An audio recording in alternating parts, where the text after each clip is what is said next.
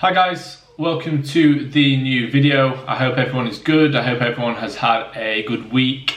Obviously last week's episode was uploaded sort of midweek, so this one's a little bit sooner than usual, and I'm going to try and get back into the routine of Sunday night or Monday night, getting it uploaded for you. So like I said, I hope everyone's good. I have had a good week, a better week to be fair. Training's going well. Feeling like my mindset's on it now. Productivity wise, very good. So generally all just in a good position at the minute that I want to keep going for the remainder of the gaining phase, which is just for another month now.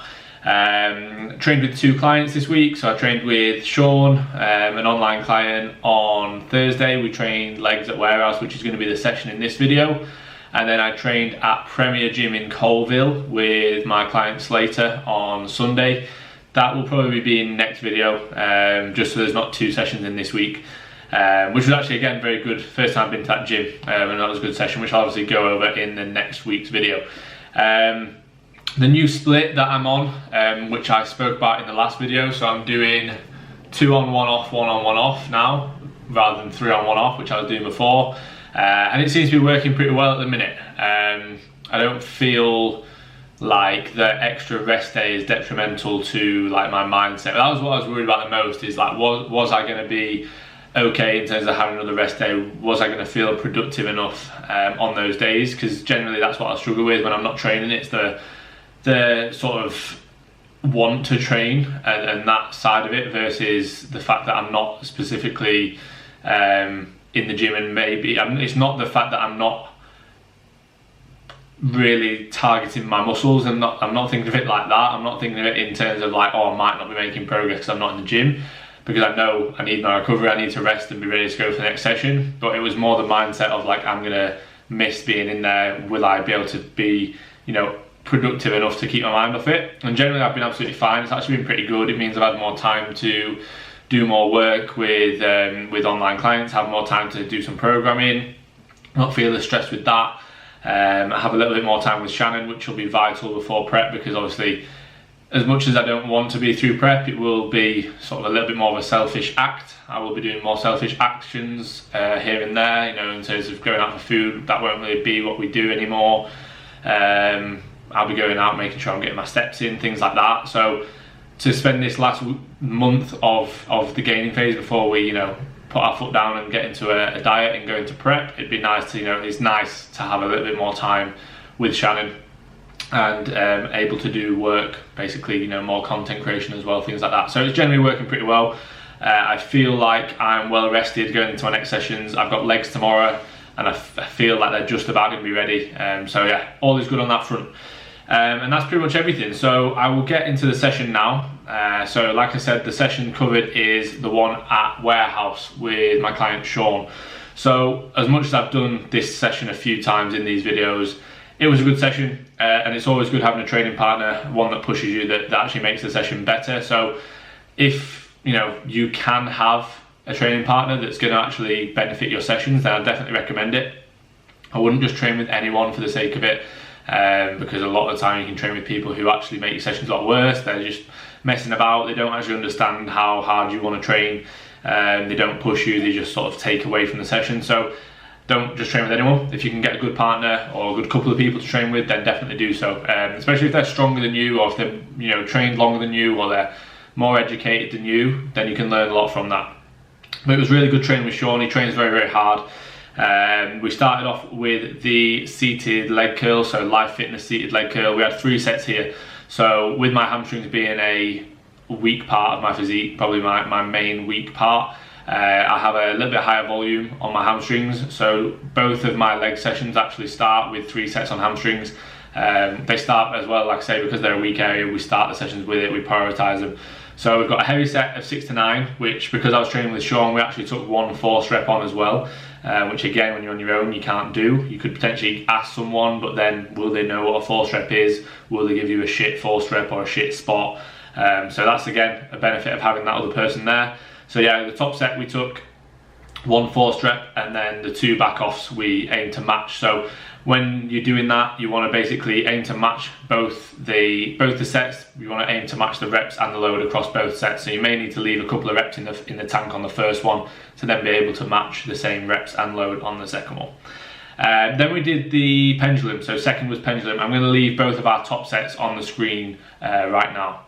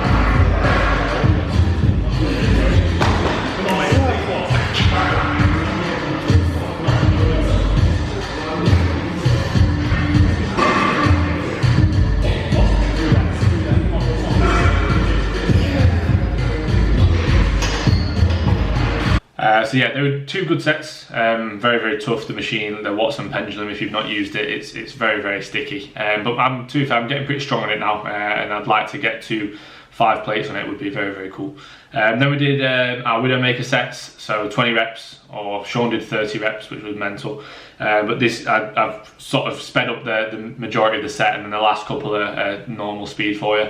It's just a mental game when it comes to that. All I do is visualize someone doing the same thing next to me and them stopping or failing and me carrying on. Sean embarrassed me in terms of his mental state. At the end of the set, I said, mate, you've embarrassed me there, because he got to 30. As soon as I hit 20, I couldn't do anymore. I had to get out.